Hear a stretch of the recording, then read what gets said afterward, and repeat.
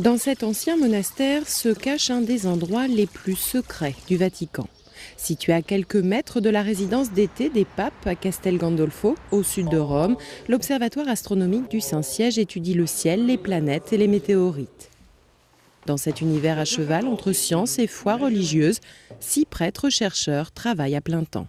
C'est ma foi en Dieu qui me donne le courage de faire de la recherche, parce qu'il faut vraiment avoir la foi chevillée au corps pour se dire qu'il y a des réponses, des lois à trouver, que l'univers vaut la peine d'être étudié, que ce n'est pas seulement le chaos. Le frère Guy étudie la composition des météorites pour en déduire la provenance. Celle-ci vient de Mars. C'est l'une des plus grosses jamais trouvées.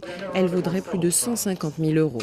La collection de météorites du Vatican est d'ailleurs l'une des plus riches au monde, tout comme la bibliothèque de l'Observatoire qui renferme notamment la seconde édition du dialogue sur les 2 grands systèmes du monde de Galilée, interdite par l'Église en 1633, qui considérait les théories du scientifique dangereuses. Nous cherchons dans l'astronomie exactement la même chose que nos collègues laïcs, comprendre comment fonctionne l'univers, quelle a été son origine. Mais nous sommes l'observatoire du pape, nous sommes ici pour servir le pape, l'Église et nos collègues. Certains travaux de l'Observatoire ont d'ailleurs été reconnus par la communauté scientifique, comme l'existence du rayon vert, cette fugace couleur verte que prend le Soleil lorsqu'il se couche dans la mer par ciel dégagé.